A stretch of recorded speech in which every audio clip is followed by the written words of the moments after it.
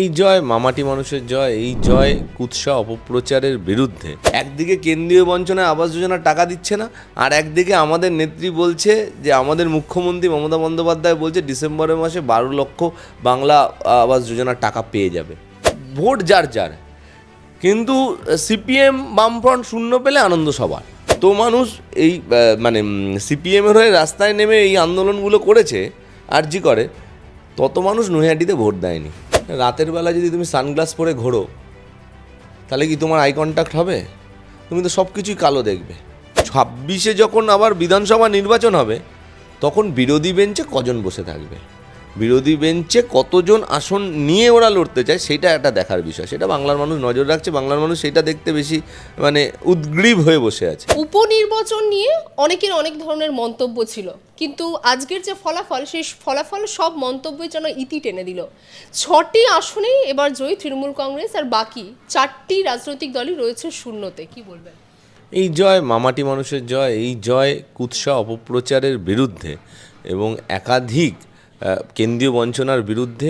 মানুষের আস্থা, মানুষের বিশ্বাস, উন্নয়নের প্রকল্প এবং বিভিন্ন ধরনের যে মমতা বন্দ্যোপাধ্যায়ের বিভিন্ন সামাজিক কাজকর্ম এবং 24 ঘন্টা তৃণমূল কংগ্রেসের যে মানুষের পাশে থাকা, তার জয়। এটা কুৎসা অপপ্রচার আমরা দেখলাম 3 মাস ধরে যা হয়েছে, এবং মানুষ, আমরা এটা প্রত্যাশিত ছিল, আমরা পয়েন্ট ধরে ধরে মানুষকে বোঝাতে সক্ষম হয়েছিলাম। কমপক্ষে 100-150টা মিথ্যের গুজব সেই যে ছড়িয়ে দেওয়া হয়েছিল, আমরা মানুষকে বোঝাতে সক্ষম হয়েছিলাম যে না, এগুলো কোনটা মিথ্যা আর কোনটা সত্যি। একটা ঘটনা, নিন্দনীয় ঘটনা, নারকীয় ঘটনা, আমরা সবাই প্রথম দিন থেকে আমাদের নেত্রী বলেছে ফাঁসি চাই, সেটাকে নিয়ে যেইভাবে মিথ্যা অপপ্রচার করা হয়েছে, যে এই রেজাল্টই হওয়ার ছিল। আর এর বাইরে কি হবে? যাদের সাথে মানুষের যোগাযোগ নেই তারা কি করবে? যারা স্লোগান তুলেছিল যে এই চটি মারো গালে গালে, এবার জনগণ এই 6-0 করে তাদের প্রাপ্ত ভোট একটু পার্সেন্টেজটা বলে দিই। তাদের এই যারা স্লোগান তুলেছিল জুতো মারো গালে গালে, তাদের প্রাপ্ত ভোট, তাদের যদি দেখো, সিতাইতে 1.5%, মাদারিঘাটে 2.3%, মেদিনীপুরে 5.5%, নৈহাটিতে 6%, তালডাংরায় 11.5% এবং হারোয়াতে 13%। এই যারা বলেছিল তারা প্রত্যেকটি জায়গায় জামানত জব্দ হয়েছে, জামানত রাখতে পারে না। মানুষ কোথায় কোথায় কী মেরেছে আর তাদের কোথায় কোথায় কী হয়েছে দেখা যাচ্ছে। এবার মুখ লোকাবে কোথায়, তারা মুখ লোকাক। আমাদের তৃণমূল কংগ্রেস, বারবার বলছি, মানুষ উন্নয়নের সাথে আছে, মানুষ আমাদের সামাজিক প্রকল্পগুলোর সাথে আছে। একদিকে কেন্দ্রীয় বঞ্চনায় আবাস যোজনার টাকা দিচ্ছে না, আর একদিকে আমাদের নেত্রী বলছে যে আমাদের মুখ্যমন্ত্রী মমতা বন্দ্যোপাধ্যায় বলছে ডিসেম্বরের মাসে 12 লক্ষ বাংলা আবাস যোজনার টাকা পেয়ে যাবে। এই যে তফাৎটা তো মানুষ দেখছে। যে সিতাইতে ভোট দিয়েছে, যে মাদারিঘাটে ভোট দিয়েছে, তারও কিন্তু, বা যে তালডাংরায় ভোট দিয়েছে তার কিন্তু, বা হারোয়াতে ভোট দিয়েছে, সে যখন কেন্দ্রীয় টাকাটা যখন পাচ্ছে না আবাস যোজনা, দেখছে আটকে রাখছে, আর যখন গিয়ে মমতা বন্দ্যোপাধ্যায় বলছে যে আমরা দিয়ে দেবো, তার প্রভাব পড়বে না ভোটে? তোমার কি মনে হয়? এই মিথ্যাচার করে আমি সোমা বলছিরা কোথায়? 150 গ্রাম ওই বীর্যের কথা বলা তারা কোথায়? পেলভিস বোন 180 ডিগ্রি নাকি ঘুরে দিয়েছে। মানুষ তো 180 ডিগ্রি ঘুরিয়ে এদের শূন্য করে দিল। হ্যাঁ, এদের কোথাও দেখা যাচ্ছে না। এরা ওই রাস্তায় বলেছিল ওই চটি মারো গালে গালে, মানুষ কোথায় কোথায় কী মানলো এদের আর কোথায়, সিপিএম দেখো, ভোটে ভোট যার যার, কিন্তু সিপিএম বামফ্রন্ট শূন্য পেলে আনন্দ সবার। আচ্ছা দাদা, আমরা দেখলাম যে মাদারিহাটেও এবার তৃণমূল জয়ী হলো। আমরা জানতাম এর আগে উপনির্বাচন যখন শুরু হয়েছিল 5টি কেন্দ্র তো আপনাদের আগে থেকেই জয়ী ছিল। মাদারিহাটে আপনার জয়ী করলেন, তো শুভেন্দু অধিকারী, সুকান্ত মজুমদারের এত ভোটের প্রচার সবই কি বৃথা গেল? আমি বললাম না যে কেন্দ্রীয় বঞ্চনা, ওরা গিয়ে বলবে এটা কি মিথ্যা অপপ্রচার ছাড়া। এখন একজন এক একটা কথা বলছে। সুকান্ত মজুমদার, শুভেন্দু অধিকারী এখন বলছে যে উপনির্বাচনে এরকমই হয়। তাহলে উপনির্বাচনে লড়তে গেলি কেন বাবা? তোমরা বাচ্চা না লড়লেই পারতে। ওখানে র্যালি করতে গেল, ওখানে গিয়ে জনসভা করলো, ওখানে গিয়ে বলতেই পারতো যে না, আমরা এমনি এসছি, দেখা করতে এসছি তোমাদের সাথে, আমরা ভোট লাগবে না। সেটাই বলতে পারতো মানুষের কাছে গিয়ে। সেই এখন হেরে যাওয়ার পরে না, বলে না ওই নাচতে না জানলে উঠোন বাঁকা। এখন হেরে যাওয়ার পরে কি বলবে? আমরা উপনির্বাচনে আমরা জানতামই এরকম রেজাল্ট হবে। জানবি যখন, তখন মানুষকে গিয়ে ভোটের, তোমাদের চ্যানেলেও তো বলতে পারতো, সব চ্যানেলেও তো বলতে পারতো আমরা জানি আমরা হারতে চলেছি। আচ্ছা, উপনির্বাচনটা পশ্চিমবঙ্গে হলে এই রেজাল্ট হয়, উপনির্বাচনে উত্তরপ্রদেশে 9টার মধ্যে 7টা জিতলে তখন বিজেপি জিতলে তখন উপনির্বাচনে মানুষ ভোট দিয়েছে। কেন্দ্রীয় বাহিনী দিয়ে কেন্দ্রীয় নির্বাচন কমিশন ভোট করিয়েছে। ওদের আর কি চাই? ওদের আর কি চাই? প্রত্যেক 2019-এর পর থেকে আমাদের যদি কোনো জায়গায় কোনো কিছু ভুল ত্রুটি হয়ে থাকে বা এখনও যদি হয়, আমরা কিন্তু তার রেকটিফিকেশান প্রসেসের মাধ্যমে এই জায়গাটা অ্যাচিভ করেছি। তুমি নবজোয়ার কর্মসূচি অভিষেক বন্দ্যোপাধ্যায় পঞ্চায়েত নির্বাচনের আগে নিয়েছে, মানুষের কাছে গিয়ে আমরা বোঝাতে সক্ষম হয়েছি যে আমাদের আবাস যোজনার টাকা দিচ্ছে না, 100 দিনের টাকা দিচ্ছে না কেন্দ্রীয় বঞ্চনা। আমরা আন্দোলনটাকে নিয়ে গেছি দিল্লি অবধি, রাজভবনের সামনে বসা হয়েছে। প্লাস তৃণমূলের যে কর্মীরা আছে তারা তো ব্লকে ব্লকে গিয়ে বোঝাতে পারবে, মানুষকে বলতে পারবে যে আমাদের বক্তব্য, দলের বক্তব্য। বিজেপি সিপিএমের কর্মী কোথায়? সিপিএম রাত দখলে নামে, সেখান থেকে তারপরে বেরিয়েই তারা কী এই তন্ময়বাবুর মতো কী কোল দখল করতে বসে যায়।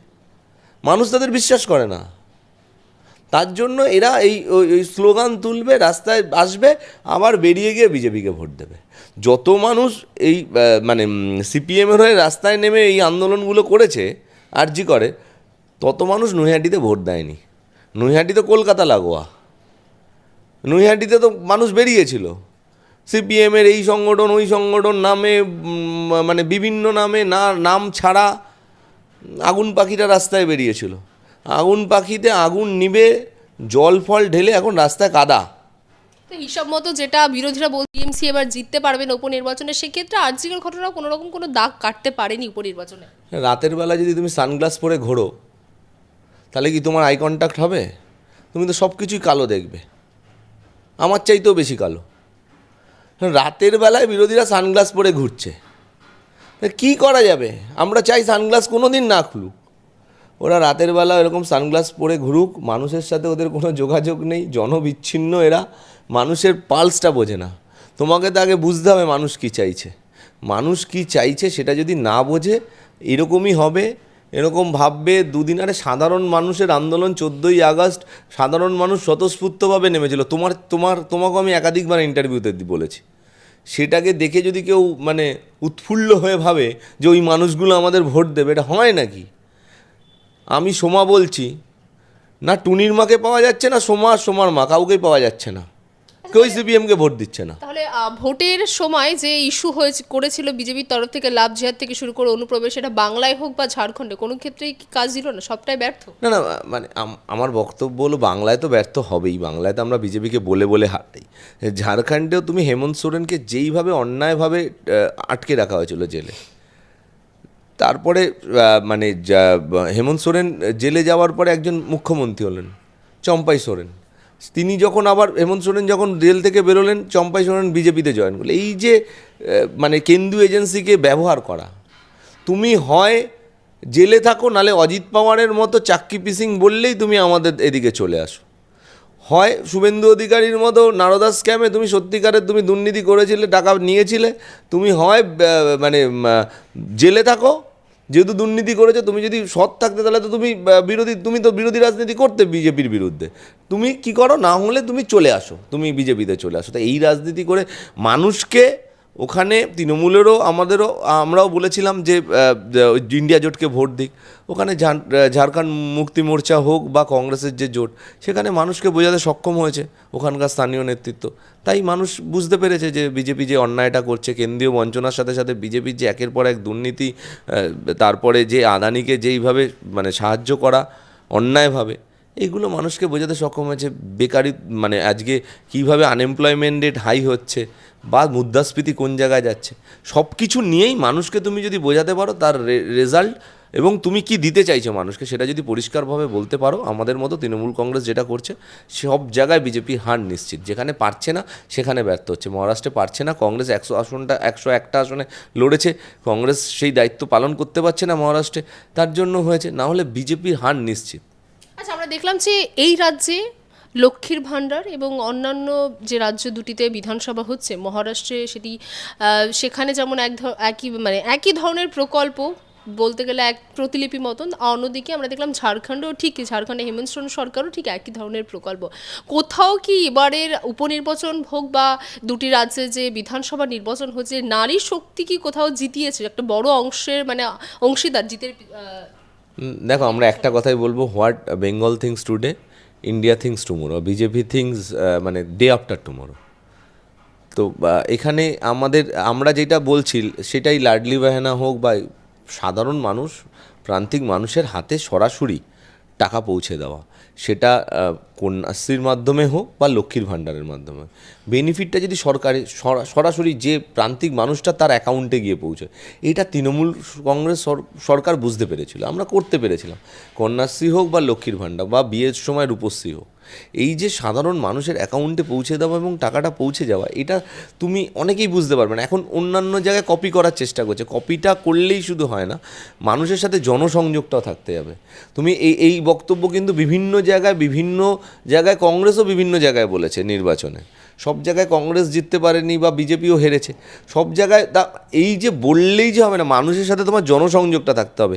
তৃণমূল কংগ্রেসের জনসংযোগ যেইভাবে প্রত্যেকটি জায়গায় আছে, জনপ্রতিনিধি ছাড়া তৃণমূল কংগ্রেসের কর্মীরা নিবিড় জনসংযোগ করছে, মানুষের বিপদে আপদে 365 দিন 24 ঘন্টা যে মানুষের পাশে থাকে। এবং আমাদের নেত্রী মমতা বন্দ্যোপাধ্যায়, আমাদের নেতা অভিষেক বন্দ্যোপাধ্যায় যে কাজগুলো, যেই কথাগুলো বলে, অক্ষরে অক্ষরে পালন করে।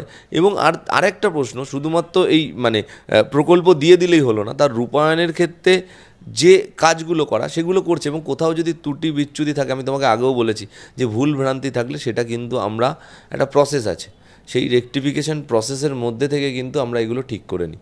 তাই আজকে নির্বাচনে বারবার আমরা জয়লাভ করি। 19-এর পর থেকে আজ অবধি যে কটা নির্বাচন হয়েছে, তুমি দেখো তৃণমূলের ভোট পার্সেন্টেজ প্রত্যেকটা নির্বাচনে বাড়ছে।